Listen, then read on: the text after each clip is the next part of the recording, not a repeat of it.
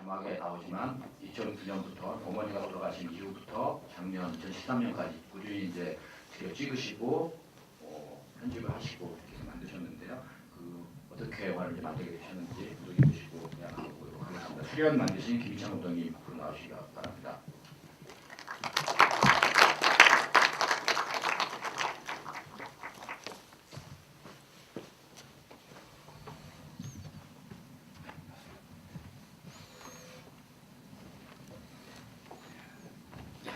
일단 인사 말씀하고 소개 좀 부탁드리겠습니다. 안녕하세요, 김희창입니다.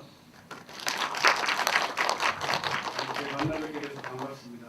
제 영화가 이렇게 여러분들 앞에까지 공개돼서 이렇게 많은 분들이 봐주실 줄은 사실 생각 못했습니다.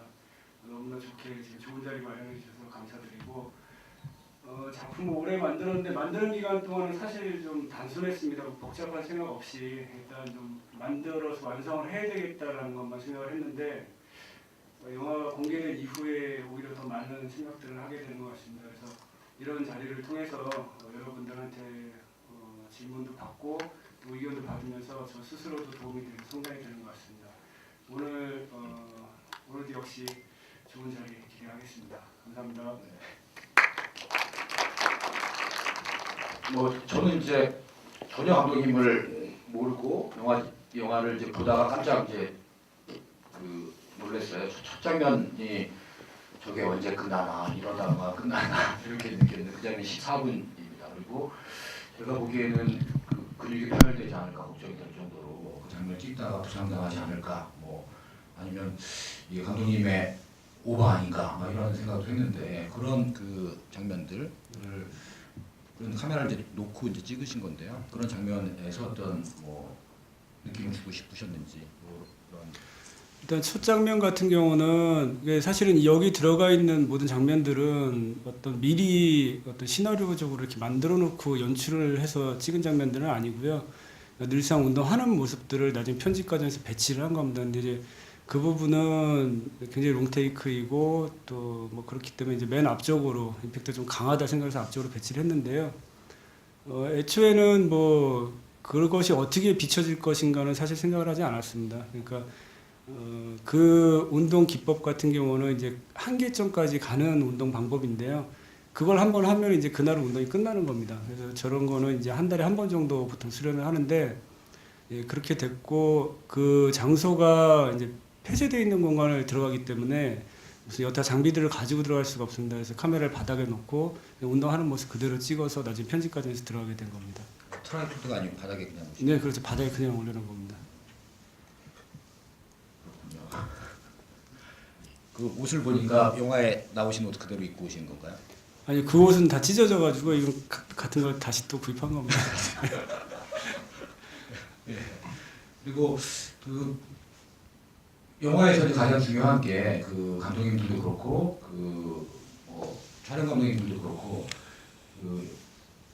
거장들한테 배우는 거는 그런 거라고 그래요. 카메라를 어디다 놓느냐, 카메라의 위치. 저도 트라이포드가 아니고 그냥 바닥에 놨다는 건 처음 알았는데요. 그 카메라를 놓는 위치라든가 각도라든가 앵글 이런 것들이 제가 느끼기에는 초보자의 솜씨가 아니다. 그리고 운동만 했던 사람들의 어떤 앵글 감은 아니다 이런 느낌을 받았는데 그런 카메라를 놓는 위치라든가 이걸 또 혼자 하시니까 누가 왔다 갔다 하시면서 이렇게 카메라 맞췄을 거 아니에요. 그런 카메라를 놓는 감이라든가 위치 선정, 각도 이런 것들은 어떤 노하우가 있으신 건지? 예, 그러니까 그거 이제 촬영할 때 모니터링 장비가 없습니다. 그러니까 카메라만 가지고 찍는 거기 때문에 보고선 다시 보고 할 수 있는 그런 상황은 아니고요. 이제 그날 찍어 왔는데 사실은 저게 같은 컷들이 이제 수십 개가 있습니다. 그러니까 찍어 왔는데 발만 나온다든지 흔들리면서 카메라가 넘어가는데 모르고 그냥 찍었다든지 그런 건 다 버리는 거고요. 제대로 찍힌 거를 가지고 편집이 들어가게 된 거죠. 근데 이제 기본적인 구도나 앵글 이런 것들에 대한 감각은 제가 운동을 했지만 웨딩 촬영을 굉장히 오래 했거든요. 2000년도부터 실질적으로 웨딩 알바를 해서 지금까지도 계속 하고 있으니까요. 그래서 기본적인 촬영에 대한 것은 무슨 영화과 출신이라거나 이렇게 이론적으로 배우지는 않았지만 현장에서 기본적인 그런 감각은 다 습득이 된 것 같습니다. 웨딩 촬영을 1000번 정도 찍으셨대요. 다른 사람이 하는 거를. 거기서 카메라를 뭐 되고 편집을 하고 이런 부분들을 있으셨다고 저도 지구위를 통해서 지난번 지구위를 통해서 들었고요. 그 많은 사실 독립 영화인들이 그리고 영화인들이 그 웨딩 촬영을 통해서 그 자기의 영화 인생을 이어가는 분들이 되게 많으세요. 뭐 정지우 감독 같은 경우도 그 웨딩 촬영을 통해서 그 단체를 이어가고 자기 영화를 찍었는데 오랜만에 요즘에는 웨딩 촬영의 단가가 많이 낮아져서 그리고 되게 그 촬영비들이 흔해졌잖아요.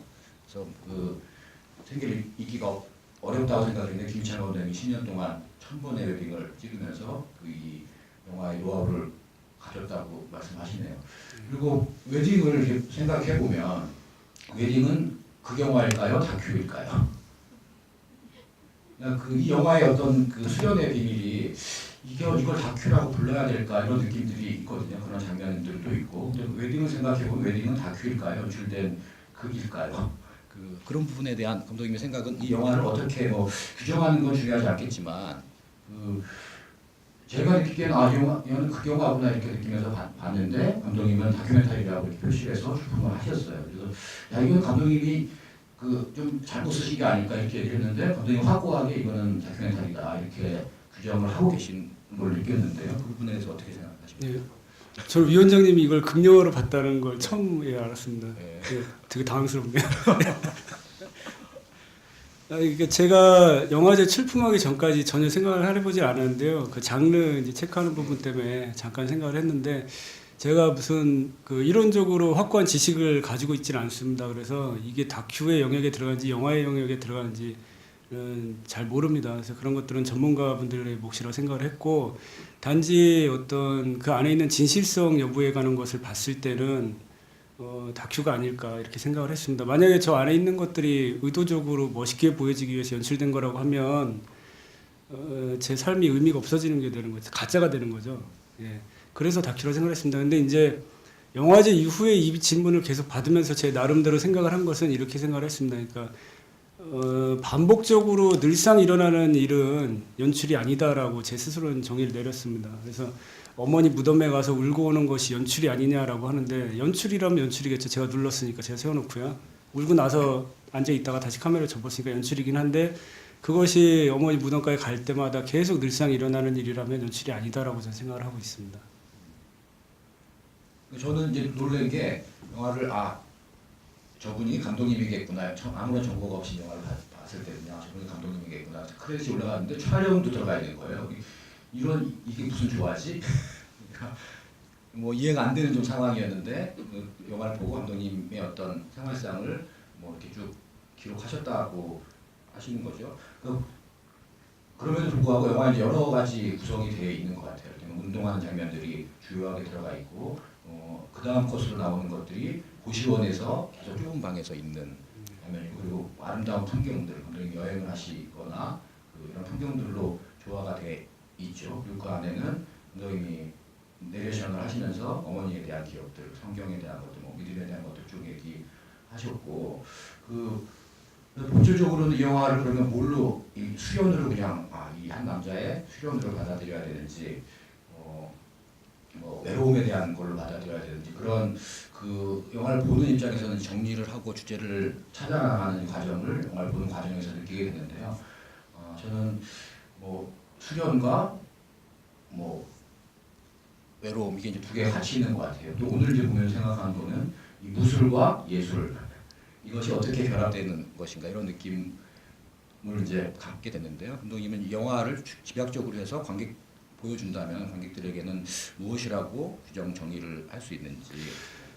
제가 말씀드렸듯이 뭐 복잡하게 생각은 하지 않았는데 한 가지 생각했던 것은 영화가 어떤 그 영화를 보고 나서 오랜 시간이 지났을 때 사실 다 잊어버리게 되잖아요. 스토리도 잘 생각이 안 날 수 있고 뭐 감독이나 배우 이름도 생각이 안 날 수 있는데 그렇다 하더라도 어떤 강렬한 이미지 같은 거 하나 정도는 남는다고 생각을 하거든요. 저도 많은 영화를 봤지만 예전 영화들이 그냥 그렇게 각인돼서 하나의 이미지 같은 걸로 남아 있는데요. 그런 측면에서 봤을 때 수련이라는 영화가 나중에 시간이 지나서 문득 떠올랐을 때 그래도 참 뭔가 아름다운 영화였구나라는 느낌이 남았으면 좋겠다라는 생각을 했습니다. 그래서 뭐 무술 수련이나 이런 것들이 과격하게 느끼신 분들도 있는데 제 나름대로는 과격보다는 조금 더 진실성을 담으려고 노력을 했던 것들이고 장면들도 뭔가 좀 비참하고 비루한 모습들로 감정을 자극하기보다는 조금 아름답고 정서적으로 안정되는 것들을 많이 담으려고 노력을 했습니다. 영화가 계속 고정으로 이어지는데요. 카메라가 한 3번 정도 움직입니다. 그 무술 남산 한옥마을에서 무술 장면을 이렇게 찍으셨는데 컷이 바뀌면서 핸들드로 찍으시고 전철로 이제 넘어가는 장면이에요. 근데 거기서는 소리가 나오지 않습니다. 전철역에서 사운드가 무궁무구 처리 됐고 그 다음에 카메라가 움직일 때는 옆에 아저씨랑 담배 때문에 싸우고 나서 밖으로 나가는 장면에 카메라가 흔들리거든요. 그리고 뭐 마지막에 눈 발자국 있을 때 틸트다운 하는 장면이 카메라가 움직이는 장면이고요. 제가 이게 여기에 일관성이 있을까 고민을 했는데 감독님 화가 나면은 카메라를 움직이는 게 아닌가 이렇게 느꼈어요. 오늘 감정으로는 그런 부분에서는 이걸 뭐 편집을 선택하실 때 계속 영화가 일관성을 가지고 있는데 어떤 깨는 순간이 있잖아요. 거기에 어떤 감정이 들어가 있다고 생각이 들고요. 그 부분은 어떻게 생각하세요?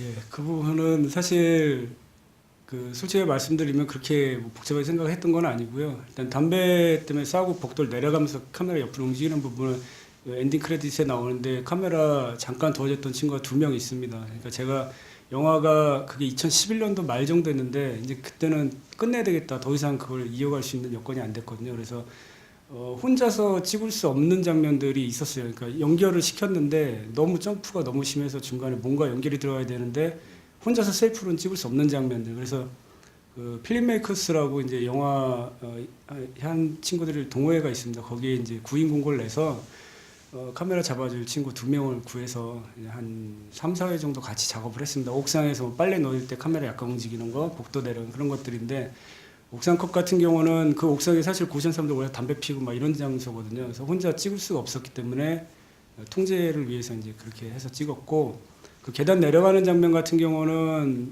뭐 어떻게 해도 앵글이 안 나왔습니다. 그러니까 카메라를 이렇게 각이 안 나와서 어쩔 수 없이 그걸 빼느냐 아니면 패닝이라도 넣느냐 했는데 일단 찍어놓고 나중에 그냥 일단 넣었습니다. 그래서 그 친구들 같이 했던 것도 좀 같이 기념을 하고 싶었고 뭐 그런 의미였고요. 이제 마지막 바닷가에서의 뭐 발자국 장면 같은 경우는 사실 그 부분만 좀 고민을 했습니다. 거기서 갑자기 이제 틸팅이 이루어지게 카메라가 움직이기 때문에 고민을 했는데 발자국 자체의 의미 같은 거 좀 유치할 수도 있는데 나름대로는 감독님 발자국인가요? 네, 제 발자국이죠. 네. 약간 유치한 것 같은데.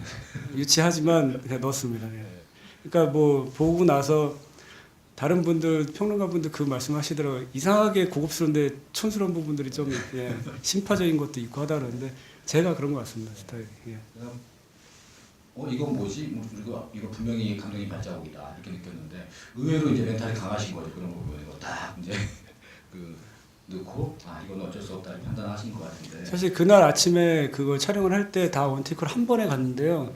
발자국에 굉장히 민감한 상황이었습니다. 그러니까 아무도 없고 눈이 딱 내리는 데였는데 발자국이 잘못 짚으면 뭐 CG를 할 수도 없으니까 그래서 굉장히 스트레스하게 찍고 맨 마지막에 왔을 때 딱 그 발자국이었거든요. 그러니까 나름대로는 의미가 있었습니다. 그게 이제 수련의 발자국 뭐 이런 의미도 있었고요. 뭐 우리 영화에 무술이 상당히 여러 가지 무술이 나오잖아요. 뭐 전문가 아니기 잘 모르지만 기본적으로 태권도하고 검도하고 여러 가지 무술들이 나오는데 그 감독님이 익힌 무술이 뭔지 좀 소개 좀 해주시고 이거 전체 합치면 그런 거 하잖아요. 다 합치면 몇 단이에요? 네, 뭐 단수는 충분히 있습니다. 그런 뭐 의미가 없는 것 같고요. 운동 어려서부터 했습니다. 그래서 뭐 태권도, 유도, 합기도, 뭐 특무술 이런 것들 했는데 본격적으로 한 건 중학교 1학년 때 유도부에 들어가면서 이제 유도를 본격적으로 이제 선수 생활도 학생 때 했었고 그 이후에 대학에서는 그 나왔던 건물이 이제 모기업다고 인천체전 인천체대 건물인데요. 거기서는 이제 태권도 무도과 태권도 전공을 했었고 그 이후에 뭐 이제 여러 가지 복합적인 것들을 했는데 20대 때까지는 어떤 선수 생활 기량을 위한 그런 운동이었다면은 실질적으로 운동에 깊이 빠져서 어떤 나름대로 성취감을 느껴가면서 그 깊이감을 찾기 시작한 거는 30살 이후였던 것 같습니다. 그래서 더 나이 먹어가면서도 운동을 하면서 또 현실과의 괴리감 이런 것들도 한번 영화에 좀 담아보고 싶었거든요. 그래서 뭐 운동은 거의 국내에 있는 무술들은 많이 했는데 많이 했다는 게 좋은 건 아니거든요. 그래서 오히려 사실은 어설프게 여러 가지라는 거는 오히려 안 좋은 건데 저는 이제 나름대로 뭐 큰 틀에서 보면 국어, 영어, 수학처럼 뭐 태권도, 유도, 합기도 이런 것들도 그런 개념으로 해서 어떤 무술의 본질은 같거든요. 예, 그런 개념으로 해서 운동을 했고 극 속에서는 그런 것들의 가장 기본이 되는 것만 한번 보여주고 싶었습니다. 그래서 기본들만 이렇게 담았다고 보시면 됩니다. 이제 슬슬 관객분들 궁금하신 점이라든가 하실 말씀 있으면 손 들어주시면 제가 마이크를 보내드리겠고요. 제가 한 가지 더 여쭤보면은 음악이 총 8곡 정도가 네, 8번 정도 네. 타이밍이 이제 나오는 것 같은데요. 다 이제 클래식이고 우리가 네. 뭐 이렇게 들었던 것들도 있고 뭐 낯선 것도 좀 있는 것 같은데요.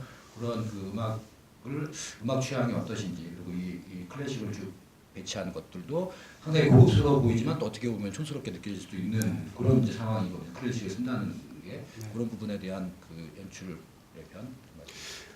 음악에 대한 거는 사실 좀 신중하게 많이 그래도 생각을 했는데요. 일단은 음악에 대한 욕심은 좀 많이 있었습니다. 그래서 이것을 1년이 더 걸리더라도 돈을 모아서 제대로 된 OST를 만들어 볼까 이런 고민도 했었고 했는데 일단은 지금 들어가 있는 클래식 곡들 같은 경우는 뭐 제가 음악을 워낙에 좋아해서 장르를 이제 안 가리고 듣는데요. 그래도 나름대로 굉장히 좋아했던 곡들, 그래서 항상 즐겨 듣던 곡들이었고, 그 다음에 여기 들어가 있는 곡들이 음질이 상당히 안 좋습니다. 이게 다 50년대, 60년대에 녹음된 음반들이거든요. 그러니까 저작권도 다 이제 소멸이 돼서 없어진 그런 클래식들입니다. 정말 완전 옛날 클래식인 거예요. 저 똑같은 곡을 뭐 슈베르트의 곡인데 그걸 요즘에 이제 피아니스트가 새로 녹음한 것도 있지만 약간 잡음도 있고 이런 것들인데 제가 이렇게 매치시켜서 봤을 때는 그 아름다움의 본질은 시간이 지나고 좀 노이즈가 있다고 해서 상실되지는 않는다라고 생각을 했거든요. 그래서 그런 의미도 담아서 그냥 옛날 곡들로 담아서 완성을 시켰습니다. 관객분들 질문 있으면 손 들어 주시기 바랍니다. 끝날 때 듣지 마시고 빨리 들어주시면 고맙겠습니다.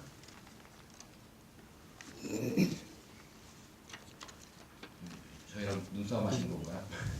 고맙습니다.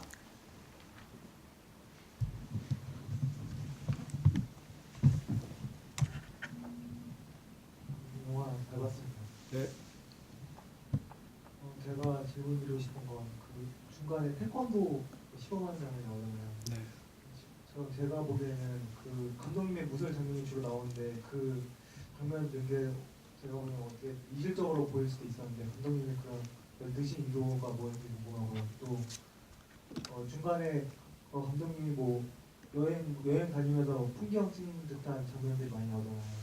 네. 그걸 보기엔 제가 그 감독님의 그 사물을 보는 뭐 법 그런 나레이션과 같이 나온 걸 보니까 그거는 감독님이 자기 안에 있는 그 내면의 사물의 모습을 본 걸 다큐멘터리 쪽 요소가 아니고 좀 액션적인 요소를 많이 넣었다고 생각했는데 혹시 그런 쪽으로 유도해서 넣으신 건지 그게 궁금합니다. 일단 태권도 시범 장면 같은 경우는 일단 그 이전에 이 영화가 사실 굉장히 지금 무주 산골 영화제라고 작년 6월달에 거기서 최초로 프리미어 최초 공개가 됐는데요. 그때 버전이랑 지금 버전이랑 상당히 많이 다릅니다. 그러니까 뭐였냐면 그때는 그 태권도 시범뿐만 아니고 무슨 충주 무술 축제에서 이런 무술 시범들 장면들이 좀 많이 있었고요. 애초에는 제가 100% 나오긴 하지만 그런 시범 장면들도 좀 많이 있었습니다. 그런 것들은 제가 무술인으로서 좀 소개시켜주고 싶은 부분도 있었고, 그 다음에 그렇게 뛰어난 기량을 가졌지만 결국은 나이 먹었을 때 어떤 무술인의 존재가 우리나라에서 좀 미약하다는 것들, 상반되는 모습들을 좀 보여주고 싶었기도 했고요. 근데 어쨌든 지금은 많이 다듬어져서 많이 다 빠져나갔고 남아있는 게 이제 국기원 시범단의 모습이 남아있는데 그 시범단 모습 같은 경우는 실질적으로 국기원의 위상에 대해서 우리나라 분들은 잘 모르시는데 그 소림사랑 같은 겁니다. 그러니까 외국에서는 국기원에 와서 직접 단증을 따려고 비행기 타고 와서 심사를 보고 하거든요. 그래서 국기원 시범단 같은 경우는 거의 이제 세계 최고의 기량을 가진 시범단이기 때문에 그런 것들을 한번 좀 소개시켜주고 싶은 의도도 있는 반면 또 이제 말씀드렸듯이 나이 먹은 사범이 그런 시범 위주 어떤 쇼 위주로 되는 그런 무술계의 현실 그런 것들 때문에 나이 먹은 사람들이 갈 데가 없는 것들 뭐 이런 것들 상반된 것들을 한번 복합적으로 좀 담아보고 싶었습니다. 그래서 그 부분이 약간 좀 이질감이 있긴 하지만 들어가게 됐고 사실 많이 고민을 한 장면이긴 합니다. 제 스스로도 그냥 뺐으면 더 일체감 있게 쭉 갈 수도 있는데 굳이 그걸 넣어야 되는가 하는 것들은 그래서 고민을 했던 부분이기도 합니다. 그리고 여행 네, 여행 장면 같은 경우는 그게 이제 제가 2009년부터 촬영을 시작을 했는데 그때는 이제 카메라도 HDB 카메라라고 좀 이제 안 좋은 카메라였거든요. 그래서 그걸 들고 전국을 다니면서 많이 찍었습니다. 그러니까 원래 제 생활이 패턴이 이렇습니다. 그러니까 주중에 뭐 일을 하고 아르바이트를 하고 돈이 모이면 짐을 싸들고 지방을 돌아다니면서 무술 장면도 찍고 또 여행도 다니고 산에서 잠도 자고 운동도 하고 이런 것들이 제 일상이었거든요. 그래서 그거를 그대로 담는 시간이었는데 편집 과정에서 그 부분들을 다 넣을 수가 없었어요. 그렇게 넣으면 막 시간이 너무 길어집니다. 그래서 화질도 안 좋고 하기 때문에 그런 것들을 함축해서 그 회상 장면으로 넣은 거거든요. 그래서 그 부분에서 보여주고 싶었던 것들은 제 그대로 그게 연출된 장면이 아니고 제 삶이었기 때문에 그 장면들 하나하나도요. 그래서 그것들이 다 함축해서 들어가 있고 또 그 중에서도 아까 제가 말씀드렸듯이 뭔가 아름다운 이미지를 좀 남겨드릴 수 있지 않을까. 그래서 그런 것들 띄워놓고 보면은 별거 아니거든요. 흔히 보는 꽃들, 뭐 구름 이런 것들입니다. 그래서 그런 것들을 모아서 조금 집중력 있게 하면 다른 의미로 다가오지 않을까 해서 그 부분에 몰아서 함축된 의미로 들어간 겁니다. 그건 회상 장면입니다. 회상이 아니라 꿈처럼 느껴지는 부분도 있는 것 같은데요. 네, 그렇게도 말씀하시더라고요. 뭐 꿈으로 이해하셔도 괜찮습니다. 예. 아름다운 장면이 거의 세 계절, 봄, 여름, 가을 정도 들어가고 아 이게 겨울이 나오겠구나 이렇게 생각을 했는데 음악이 갑자기 커트가 되면서 고시원에서 자고 있는 비루한 현실이 이제 드러나는 것 같은 그렇게 편집이 좀 돼 있는 느낌이 있고요. 거기서 느끼는 또 감정들은 관객분들이 또 적극적으로 해석할 수 있을 것 같다는 생각이 듭니다. 저도 아까 이제 국기원 장면 같은 경우에도 저는 그 감독님이 화났다고 이제 표현을 했는데 그렇게 느꼈어요. 그 장면을 보면서 상당히 무예들이 뛰어나고 박수로 환호하고 있지만 사실은 이게 공연이잖아요. 무슨 시범이라기보다는 공연 같은 거고 그리고 이제 그걸 보시고 전철 타고 가실 때 사운드가 없이 침묵이 흐르는데 거기서 좀 감정이 되게 많이 실려 있다. 감독님의 어떤 좀 화나는 그런 느낌을 받았는데 그런 양가적인 감정이 다 계신 것 같아요. 근데 저는 그 이전 버전을 못 봤는데 여기에도 다른 무술 시범 장면이 들어가면 그런 감정은 많이 없어지고 정말 소개하는 것처럼 될 수 있는 것 같다는 느낌이 듭니다. 그러니까 그 무술 시범이 감독님이 보여주시는 무술 시범이 있고 그 집단적으로 한 공연 같은 형태가 있는데 그 두 개의 그 성질이 얼마큼 다른지를 또 반면 느낄 수 있는 그런 장면이라고 생각합니다. 예, 또 관객분 질문 있으면 좀 주시기 바랍니다. 예. 저분은 늦게 오셔서 첫 커트가 끝난 다음에 들어오셨어요. 그래서 첫 커트를 못 보고 영화를 보면 어떤 느낌일까 상당히 궁금한데요. 첫 커트가 14분이었습니다. 일단 늦어서 죄송합니다. 네, 괜찮습니다. 아까 제가 바로 뒤에 앉아 있었거든요. 예. 네, 근데 영화 자체는 되게 많은 생각을 하면서 보게 된 것 같아요.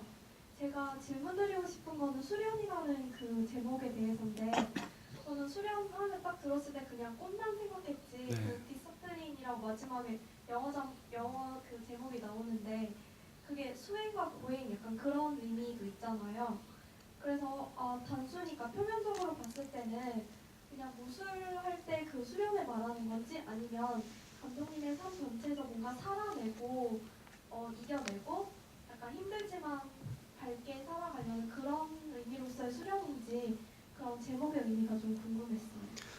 네, 감사합니다. 제목은요, 그 제목 수련은 뭐 모네 수련도 많이 말씀해 주시는데 예, 당연히 무술 수련인 거고요. 그 수련은 제 생각에는 어떤 과정이라고 생각을 합니다. 그러니까 어떤 결과를 도출하기 위한 과정이 이제 수련인 것인데 극 중에서 저는 이제 무술인이니까 무술 수련하는 것들을 보여드렸지만 우리가 살아가는 과정들이 다 수련의 과정이라고 생각을 합니다. 그래서 내가 뭐 사회생활을 하면서 직장에서 어떤 직장 동료 상사와의 문제들 다 참고선 직장 생활을 하잖아요. 그런 것들도 다 수련의 과정이라고 생각을 했고 그래서 뭐 그런 것들을 다 함축해서 아우를 때 수련이라는 것이 영화적으로 봤을 때 적합하지 않나 이렇게 생각을 해서 처음부터 제목은 수련으로 쭉 했습니다. 그러니까 생각하신 게 맞고 계신 그 맞는 내용입니다. 예.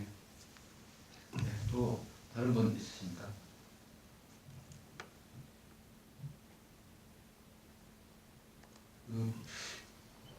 이 영화를 보시고 그 해외 영화제나 이런 데 좀 그 보내신 적이 있는지, 그리고 다른 나라 관객들 반응을 뭐 들으신 적이 있는지 저도 좀 궁금하더라고요. 그런 부분들.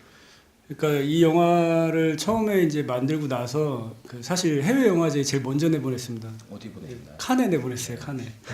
작년 봄에 이제 영진이 사이트에 갔더니 이렇게 칸 뭐 접수 신청을 해주더라고요. 그래서 거기다가 일단 부랴부랴 가편집 상태로 막 이렇게 해가지고 이틀 전인가 이렇게 막 인터넷 검색해서 영어 자막 업체가 있더라고요. 그래서 15만 원 주고 하루 만에 받아서 넣어서 했는데 이제 안 됐죠. 당연히 되게 어설프니까요. 작년에 안 됐군요. 저도 안 됐습니다.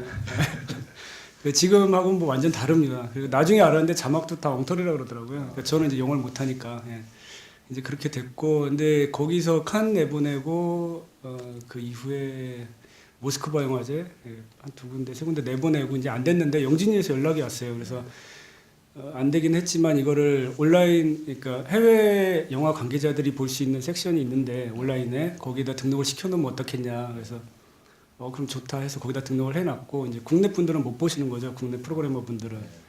그러니까 제 생각에는 제가 무슨 국내 어떤 영화적으로 연출이 전혀 없고, 그 다음에 영화제를 많이 다녀보지는 않았지만 요즘 독립 영화들도 상당히 오락성이 있고 기술적인 완성도가 높잖아요. 그래서 제 영화는 그런 범주에 속하지 않는다고 생각을 해서 차라리 해외 쪽이 더 낫지 않을까 이렇게 생각을 해서 제 생각에 그래서 해외 쪽만 보는 섹션에 일단 넣어놨는데, 그것을 그 무주산골 영화제 조지훈 프로그래머라고 있습니다. 그분이 바르샤바 영화제 그 아이디를 가지고 계세요. 거기 프로그래머 어드바이저거든요. 그래서 그분이 들어와서 우연히 이제 제 걸 보고 연락이 돼서 무주산골 영화제로 처음에 그래서 거기서 처음에 틀게 된 겁니다. 그 이후에는 이제 DMZ 다큐 영화제에서 초청이 들어와서 초청 상영했고, 그리고 이제 서울 독립영화제 재출품을 해서 됐고, 올해 해외 영화제 쪽에 이제 본격적으로 좀 내보려고 생각하고 있습니다. 네, 좋은 성과 있기를 바랍니다. 처음에 만들면 이제 단편을 만들면 끓여놓은 배랑이라도 내고요. 장편을 만들면 깐내 내요. 근데 대부분 안 되죠. 그리고 이제 깐내에서 그러는 거, 얘들은 영화를 왜 이렇게 많이 보내나. 근데 지금은 이제 중국이 엄청나게 보낸다고 합니다. 그리고 이제 안 볼 것 같죠? 근데 다 봐요. 놀라울 정도로 그 프로그래머들을 만나면 다 보고, 실제로 우리가 뭐 한국말로 얘기를 하잖아요. 김희창 그러면 그 영화 제목하고 그 감독 이름을 알아들어요. 임상우, 송상국 그래도 그거 구분해서 알아듣고 상당히 열심히 봅니다. 그리고 큰 영화제들 같은 경우에는 아시아 담당, 아시아 중에서도 동아시아, 그러면 한국, 중국, 일본 담당하는 그 프로그래머가 따로 있어요. 그리고 3개국어 이상으로 검색을 해요. 영어, 불어, 중국어를 검색을 해서 이 영화가 뭔지 다 알고 있어요. 그래서 그 해외에 안 나간 영화인데 서울동미안에서 상을 받았다 그러면 연락이 와요. 내가 이 영화 못 봤는데 이 영화 뭐냐, 추천을 해줄 수 있겠냐, 뭐 이렇습니다. 근데 실은 연락이 올 줄 알았는데 연락이 안 오는 거예요. 보내셨군요. 네. 상당히 그 한국 영화를 주목하고 있고, 독립 영화들까지도 대부분 이제 보고 실제로 한국에 두세 번씩 출장을 옵니다. 부산영화제나 전주영화제 때 오고, 그리고 출국 나가기 전에 프로그래머가 와서 영화를 모아서 보기도 하고, 네트워크가 상당히 있기 때문에 감독님 영화도 아마 일부에서는 알고 계실 거라고 생각이 들고, 적극적으로 엔트리를 어떻게 하느냐에 따라서 그 상영이 될 수도 있고 이렇게 될 거라고 생각이 듭니다. 네, 또 다른 이거 뭐 영화 배급과 관련된 얘기를 좀 소개를 드린 거고요. 여러분도 말씀 있으십니까? 그 전체의 영화의 촬영 분량이라든가 그리고 이거를 뭐 찍으시면서 편집을 뭐 하실 수도 있을 텐데, 그 과정, 영화를 찍고 나서 어느 정도 만드셨는지, 다 찍어놓고 편집을 하신 건지 뭐 그런 부분더라고요. 내레이션은 어느 단계에서 쓰기 시작하셨는지 그런 촬영 분량이 이제 상당히 많았습니다. 처음에 뭐 HDB 카메라 테이프 들어가는 건데요. 그걸 들고, 그 카메라가 좀 부피가 큽니다. 저기 있는 저 카메라 많은 건데, 저 삼각대를 들고 이제 다 싸들고 다니는 거예요. 지방에 막 배낭을 메고. 그때 찍었던 분량들이 상당히 많았어요. 테이프 굉장히 많았는데 이거를 다 캡처 받아서 보관할 정도의 하드 디스크를 사면 되는데 그걸 살 여력도 이제 없으니까 버리는 거죠. 대충 보고선. 버리고 뭐 이렇게 됐고 이후에 디지털로 찍은 것들은 마찬가지로 처음에는 많이 모아놨는데 이제 계속 걸러내기만 하는 겁니다. 걸러내는 작업만 계속 걸러내고 디스크가 모자르니까 계속 하드디스크를 사고 또 버리고 하면서 계속 촬영만 됐고 그게 2011년도 가을부터 이제 편집이 들어갔습니다. 편집이 들어가서 이리저리 붙여보고 그러니까 극 중에 있는 장면들이 시간적 배열이 아닙니다. 다 뒤바뀌어 있는 거예요. 뭐 중간에 태극권 하는 거 같은 경우는 사실 한여름에 찍은 거거든요. 그거는 그리고 이렇게 다 섞여 있는 건데 그렇게 해서 편집을 해서 이제 완성이 된 게 그게 2012년 정도 후반 정도에 이제 모양새가 어느 정도 나온 것 같습니다. 그래서 이후에 계속 데이터들을 버리는 작업들이 상당히 많았고요. 근데 조금 아쉬운 것은 무지산골 영화제 이후에 DMZ 상영하고 서독제 내기 직전에 제가 다시 한번 옛날 것들 B컷들을 다시 봤는데 그때 처음에 골랐을 때는 좀 아니다 싶었는데 그게 더 난 것들이 또 있더라고요. 그래서 아 이거를 버렸으면 안 되는 것들을 많이 버렸구나라는 좀 아쉬움이 남기는 합니다. 근데 뭐 지난 것은 어쩔 수 없는 거니까. 그래서 지금 아직까지 사실 전체 분량을 다 보지는 못했어요. 그러니까 저도 그게 궁금해서 영화제 갔을 때 다른 다큐멘터리 감독님한테 물어봤더니 편집만 1년 걸렸다 뭐 이러시더라고요. 근데 그 원래 그렇게 걸리는 건데 저는 이제 그럴 여건이 안 됐기 때문에 그렇게까지 편집 매진을 하진 못했죠. 그래서 지금도 사실 조금 뭐 음향이라든지 컷이 약간 튀는 부분들 좀 아쉬운 부분들이 있어서 계속 손을 좀 대고는 싶은데 그거는 뭐 차후에 여건이 될 때 조금씩 만지면 될 것 같습니다. 순전히 다 혼자 하신 거예요? 모니터 자체도 혼자 하시고 그 누구한테 네. 보여주거나 이런 게 없이? 없죠. 예. 제 영화를 최초로 본 사람이 뭐 해외 프로그래머가 아니라면 무지산골 영화제 조진 프로그래머가 최초로 본 거죠. 근데 이제 다큐멘터리 같은 경우에는 상당히 이제 문제인데 찍을 때는 의욕적으로 이제 막 찍어요. 근데 보는 특히 셀프 카메라 같은 경우에 막 찍으니까 그 나나나 여배우 민나 프로젝트라는 영화를 제가 프로듀서를 했는데 보는 데만 3달이 걸리는 거죠. 그 부지영 감독이 그 각자의 배우들이 찍은 것들을 보는 데만 3달이 걸리고 그때는 또 이제 조 감독이 있어서 서로 나눠서 모니터를 하고 이렇게 했는데 혼자 하시면은 그 이제 거의 제가 거의 정신병 걸리지 않으면은 또 아름다운 풍경이 아니라 또 본인이 계속 나오시는데 다 못 보셨다고 하잖아요. 실제로 다른 이제 감독님들도 그 모니터 요원이 한 뭐 아르바이트를 쓰기도 하고 스태프들이 뭐 10명 정도 모니터를 따로 해서 다 그걸 적는 거죠. 뭐가 어느 장면에 뭐가 나오는지 어느 대사가 나오는지 실제로 그걸 받아 적어서 감독들이 그걸 보고 버릴 것이냐 쓸 것이냐 결정하는 과정을 거칩니다. 그러니까 그 카메라를 이제 찍는다고 다 되는 게 아니고 다큐는 뭐 편집의 예술이라고 할 정도로 그 과정이 되게 중요한데 그 과정을 이제 혼자 하셨다고 하니 참 측은해 보이기도 하고 불쌍 갑자기 불쌍한 느낌이 이렇게 그 장면에 보면은 제 고시원 방에 옆에 이렇게 노트북이 하나 있어요. 파란색 노트. 그걸로 델 17인치 지금 장터에 내놨습니다. 37만 원에 내놨는데 안 팔려요. 너무 오래돼가지고 어쨌든 그걸로 이제 편집 작업을 했고요. 이제 외장 하드가 있죠. 근데 그래서 뭐 좀 그 고시원에서 편집을 앉아서 했는데 그 지난주에 거길 갔다 왔거든요. 제가 고시원에. 광주 고시원에. 네, 가서 원장님한테 티켓 한 장 드리고 왔는데 그 방을 다시 열어봤는데 생각보다 더 작더라고요. 그게 이제 관광 렌즈로 찍어서 영상만 봤을 때는 저도 그 감각을 잊었는데 지금 나와 있다 다시 들어가 보니까 굉장히 좁더라고요. 어쨌든 그 안에서 편집을 했는데 뭐 편집이 상당히 미흡해서 아쉬움이 굉장히 많이 남습니다. 그래서 편집 얘기, 뭐 음향에 관한 얘기, 이런 뭐 기술적인 부분의 얘기가 나오면 조금 가슴이 좀 안 좋습니다. 그렇긴 하지만 뭐 그거 자체도 뭐 저 영화의 뭐 태생이 그런 거니까 어쩔 수 없지 않나 이렇게 생각을 하고 있습니다. 그 나레이션은 주로 이제 어머니 얘기인데요.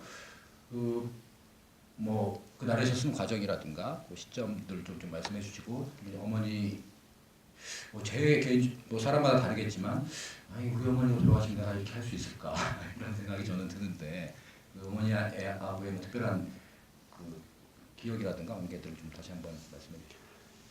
그 나레이션은 이제 어머니 얘기만 나옵니다. 나레이션이 어머니 얘기가 나오고 뭐 제가 이제 좀 힘든 얘기가 잠깐 나오긴 하는데 어머니에 관한 얘기를 꼭 하고 싶었던 게 사실 영화를 만드는 이유였거든요.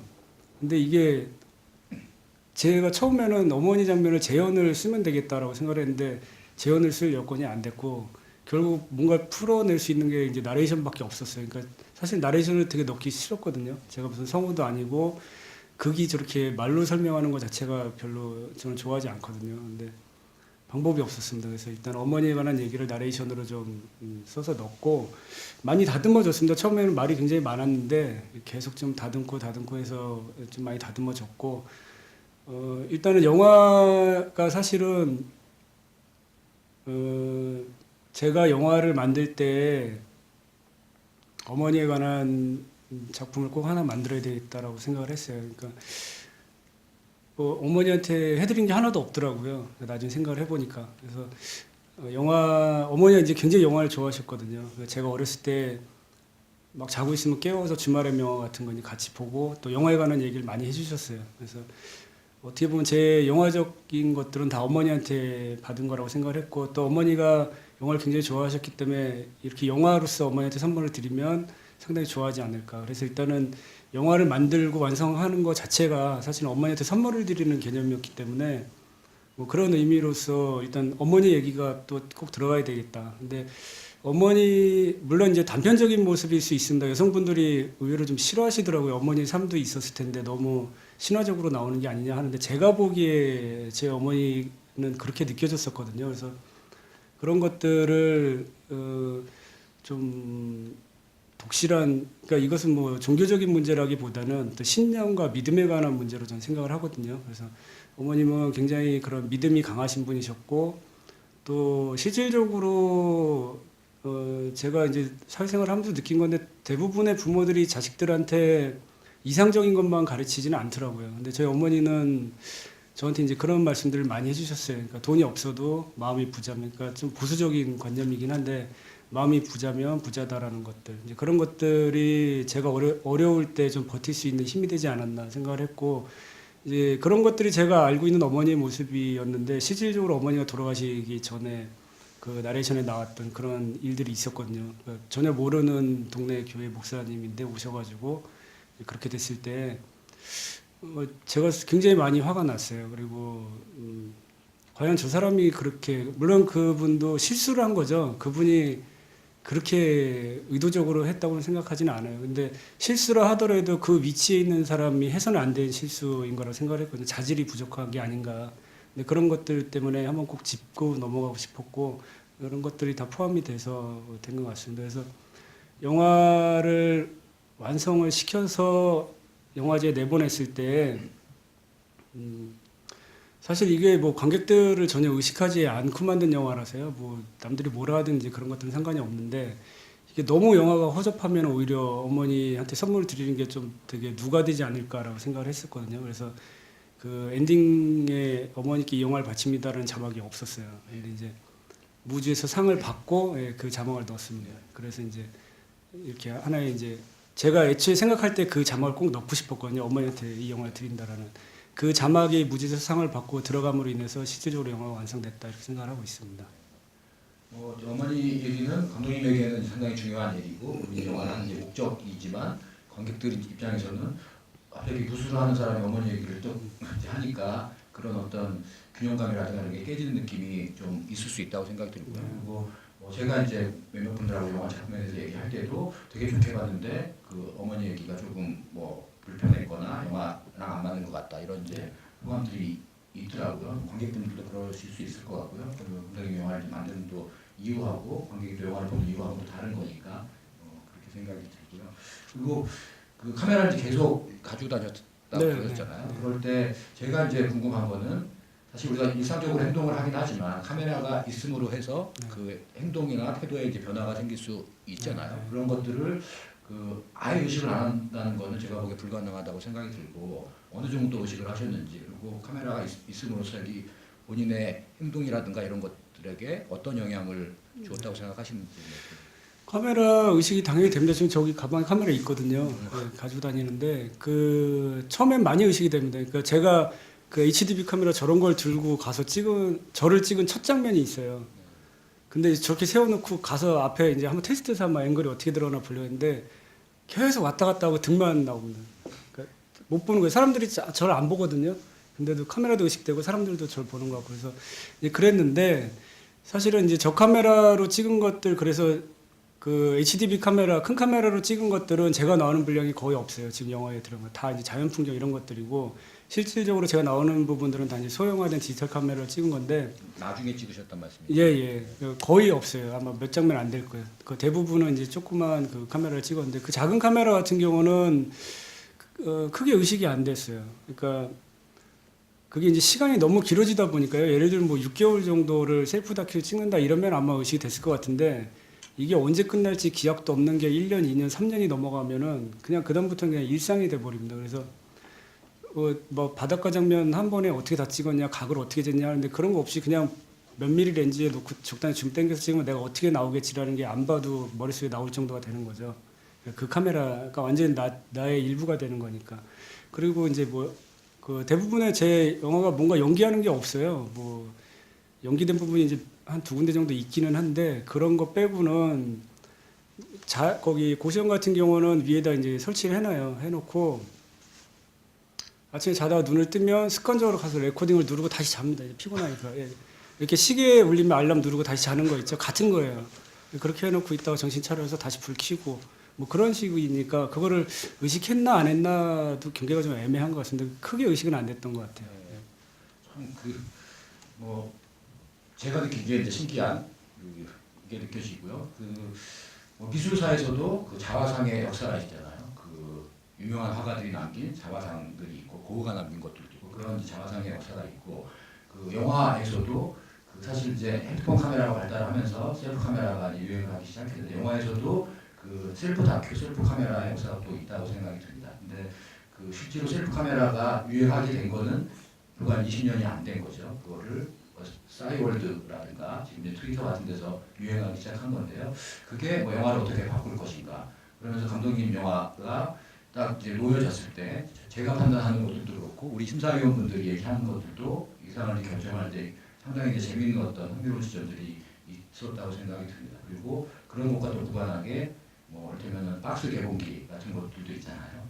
아이폰 카메라를 열고 뭐가 나오고 뭐가 있고 그거를 이제 블로그나 트위터에 올리는 그런 어떤 영화적인 흐름 안에 있다고 생각이 드는데요. 이미 뭐 제가 감독님께 영화 다큐냐 그냐 이런 따지듯이 계속 묻고 저도 계속 고민하는 중인데 그런 이제 경계들이 깨지는 영화들은 상당히 이제 많이 나오고 있다고 생각합니다. 그게 어떤 영화의 흐름을 좀 바꾸고 있다고 생각이 들고요. 제아전 커도 그렇고 안피차봉 유라스타크 같은 감독도 그렇고 그런 영화의 어떤 경계와 흐름들을 계속 그 본인의 의도를 가지는 경우도 있지만 그렇지 않게도 질문을 던지는 그런 과정이라고 생각이 들고요. 이 영화에 대한 또 악평 중에 하나를 제가 봤는데요. 네. 이 감독이 엄청난 나르시스트다. 이거 김기덕 감독이 봄여름 가을 겨울 그거 보면서 갑자기 딱 옷을 벗고 짙더니 산을 막 올라가잖아요. 거의 김기덕 감독의 비견되는 자법 예술 절정을 보여준다 이런 이제 평을 잠깐 봤는데 그런 부분에 대해서는 제가 느끼기에도 감독님이 웬만큼 이제 멘탈이 있지 않으면 본인의 모습들을 이렇게 편집해서는 이게 상당히 용기가 필요한 건데요. 뭐 그렇게 평할 수도 있는 거잖아요. 그런 부분에 대해서는 뭐 의식을 하셨는지 어떻게 또 생각하시는지도 궁금하기도 합니다. 엄청난 평이었어요. 이건 김기덕 감독의 아리랑과 아멘과 그래서 이렇게 볼 수도 있구나 느꼈는데. 뭐 저로서는 그런 거 다 영광입니다. 뭐 사실 그렇게 뭐 많이 이상하게 생각을 안 했었거든요. 그러니까 제가 영화가 공개된 이후에 가장 놀란 건 사람들이 저를 되게 이상하게 보는 거였거든요. 무주에서도 첫 상영하고 그날 밤에 다들 저렇게 어떻게 저렇게 사냐. 사실 저렇게 사시는 분들 꽤 많이 있고요. 고시원 저런 방에서 사시는 분들도 굉장히 많이 있고 뭐 저는 영화가 완성돼서 공개되기 전까지 제 삶이 그렇게 좀 외롭긴 하지만 많이 남다르다라고 생각은 안 했었거든요. 영화 이후에 그런 얘기를 많이 들어서 내가 조금은 이상한 게 아닌가 그런 생각도 좀 해보고 있고 뭐 우통 벗고 옷 나오고 이런 것들 뭔가 어떤 의도가 심오하게 있는 것은 아니고요. 대부분 이제 야외에서나 아니면 그 옷을 벗고 운동하는 건 이유가 있어요. 젖으니까 벗는 거거든요, 옷이. 보여주려고. 네. 그래서 뭐 이렇게 보면 바지가 이미 이렇게 다 젖어 있는 거거든요, 그게. 그러니까 티 한 벌 입고 지방에 다니면서 운동할 땐 벗고 해야지 그걸 입고 하는 거가 더 이상한 거거든요, 사실은. 네. 뭐 그런 의미. 그게 이제 거기 들어가는 거지 그게 뭐 그렇게 복잡한 어떤 의도를 가지고 예, 뭐 마초적인 모습을 보여드리 막 극대화시키려고 뭐 그런 의미는 없습니다. 예. 네, 뭐 관객분들 질문 있으십니까? 네, 없으시면은 대략 정리를 좀 할 시간이 된 것 같은데요. 이 영화의 이제 수련의 운명은 앞으로 어떻게 될 것인가? 그냥 우리 간헐적으로 상영하고 끝날 건지 또 다른 배급 계획이라든지 이런 부분도 좀 있으면 말씀 좀 해주시겠어요? 지금 뭐 배급이나 뭐 해외 영화제나 이런 거 크게 염두에 두지는 않고 있고요. 애초에 영화 만들 때의 목적은 사실 영화제만 해서 국내 영화제 한 군데, 해외 영화제 한 군데 이렇게 상을 받으면 굉장히 좋겠다라는 생각을 했는데 이미 국내 쪽은 이제 상을 받았고 해외 쪽은 올해 6월달 정도까지 시한이 있으니까 조금 더 돌려보고요. 배급은 뭐 염두에 안 두고 있습니다. 그냥 간헐적인 상영만 몇 번 더 해도 괜찮을 것 같고 뭐 배급을 안 하는 게 좀 낫지 않을까 뭐 이런 생각도 하고 있습니다. 그러니까 지난주, 지지난주 계속 상영을 했는데 관객들이 별로 없으세요. 그러니까 독립영화 중에서도 제 영화처럼 오락성이 없는 영화들은 사실 볼만한 관객들이 별로 없는 게 아닌가 생각이 들고 또 이미 보실 만한 분들은 또 멀리서도 기차 타고 와서 다 보고 가셨더라고요. 찾아서. 그래서 그 정도면 제가 애초에 목표했던 거 이상으로 수련이 큰 역할을 해주지 않았나 생각을 했고 지금은 다음 작품을 위해서 지금 시나리오 작업 막바지 작업 중에 있고 올해 안에 일단 완성된 작품이 나올 수 있도록 그렇게 지금 노력을 하고 있습니다. 네, 배급 얘기는 뭐 다른 감독님하고 전혀 다르게 얘기를 해주신 겁니다. 저는 이런 태도도 되게 중요하다고 생각합니다. 무조건 모든 영화가 다 뭐 개봉을 하거나 누군가의 평가를 받기 위해 태어난 건 아니라고 생각이 들고 특히나 독립 영화들 같은 경우에는 본인이 보고 싶어서 만든 경우들이 많기 때문에 그렇게 생각이 들고요. 억지로 개봉하는데 이 영화의 제작비보다 더 많이 돈이 들 수도 있어요. 차라리 그 돈을 관객들한테 나눠주는 이벤트를 벌이는 게 더 효과적일 수도 있는. 네. 실로 그렇거든요. 근데 뭐 독촉으로 보면은 뭐 따로 제작비가 뭐 있진 않았을 텐데 그거를 뭐 계산을 한번 해보시긴 하셨을 것 같아요. 어느 정도 계산이 잘 안 나오는데요. 그냥 뭐 그 영화 속에서 없는 제 장면, 제 모습은 이제 저기서는 운동하고 직장을 구하는 모습인데 그 외적인 모습은 이제 영화를 만드는 모습이 빠져 있는 거잖아요. 제 삶 속에서. 그러니까 뭐 아르바이트를 하고 이것저것 일을 굉장히 많이 했어요. 뭐 대리운전도 하고 경비직도 하고 다 비정규직 일밖에 할 수가 없는 거죠. 영화를 찍어야 되니까 그런 일들을 하면서 저렇게 살 수밖에 없었던 거는 남는 돈을 다 이제 계속 써야 되는 겁니다. 영화를 만들기 위해서 그게 이제 제작비가 되는 건데 제작 기간이 사실 너무 길어지다 보니까 그러니까 뭐 저걸 왜 4년 동안 찍었냐 이렇게 하시는데 4년 동안 찍은 게 아니고 거의 대부분은 한 달이면 20일 정도는 일을 하고 그걸 모아서 10일 뭐 2, 3일 촬영하고 편집하고 이렇게 되는 시간들이었거든요. 그래서 그걸 뭐 굳이 제작비를 산정한다면 제 월 평균 수입으로 이렇게 산정을 해야 될 텐데 계산을 해보시면 될 것 같습니다. 월 뭐 한 100만 원 이하 정도로 해서 생계비 빼고 나머지는 다 올인됐다고 생각하시면 됩니다. 그래도 4년이니까 꽤 많이 들은 영화가 탄생을 했네요. 그리고 뭐 그 영화에서 제가 놀란 거는 그래도 누구를 만나겠지. 한 명도 안 만나요. 그래도 누구를 만나겠지. 뭐 심지어 그 고시원에 사장님도 있을 테고 옆집 담배 피는 아저씨도 있을 테고 전화는 한번 하잖아요. 야, 오늘 술 먹을래? 술도 먹나? 뭐 이런 느낌이었는데 정말 그 아무런 사람도 안 들어온 거는 찍지를 않으신 건지 아예 설정을 이렇게 마음을 먹으신 건지 뭐 그런 과정. 좀 창피한 얘기긴 한데 그때 당시는 그러니까 아무도 없었습니다. 만날 사람이. 그러니까 사실은 야 오늘 시간 되면 토요일인데 뭐하냐 술이나 한잔 할래 하는 거 연출이에요. 그러니까 없습니다. 실제는 그 전화할 사람도 전화하실 스타일이 아닌 것 같은데 전화. 없습니다. 지금 많이 있습니다. 예. 그러니까 뭐 어쩔 수 없이 현실이 그런 것 같아요. 뭐 멋있게 포장을 하면 어려움을 딛고 뭐 이렇게 할 수 있지만 실제 현실은 그렇지 않거든요. 그러니까 정말 아끼는 친구 아니면 후배 결혼식도 갈 여건이 안 되는 상황이 되면 그 관계 끊어지는 겁니다. 예, 그게 현실이 아닌가 생각을 하고요. 네, 아주 뭐 지독한 담담하게 얘기를 하시는데 그 영화 속에 이제 묻어나왔던 절박함이라든가 그리고 고독함, 뭐 이거 외로움으로 얘기가 표현이 안 되는 것 같은데요. 그런 것들은 이게 너무 과해서 인위적이 아닐까 이렇게 느껴질 정도로 그 부분을 보여줬다. 있다고 생각이 들고요. 이게 뭐 배급이 될지 안 될지는 모르겠지만 어쨌든 많은 관객들이 좀 뭐 새로운 체험을 한다는 입장에서도 좀 많이 봐주셨으면 좋겠고 아까 그 차 기자님 시나리오 얘기를 하셨는데 그럼 그 영화를 또 하시는 건가 이런 느낌이 들잖아요. 어떤 얘기를 지금 준비하고 계신지.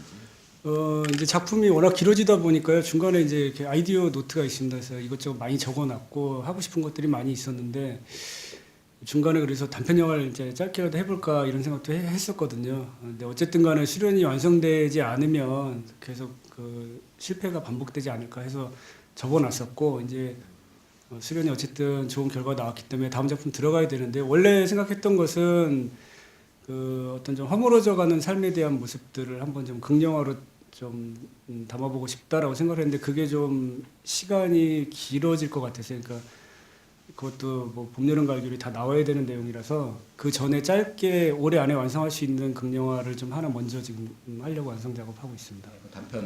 단편 아니고 장편입니다. 예. 올해 안에 하시려면 되게 급하네요. 네, 급합니다. 예. 준비 잘 하시고 꼭 그 좋은 결과로 만나뵀으면 좋겠고요. 관객분들도 함께 끝까지 자리해 주셔서 감사드리고요. 예, 감독님께 박수 부탁드리겠습니다. 감사합니다. 감사합니다. 다음 그 해투데이 독립영화는요. 그 2월 마지막 수요일 날 준비되어 있고 지금 예정 작품은 1999 연애 김태훈 감독의 1999 연애거든요. 많이 찾아주시기 바랍니다. 고맙습니다.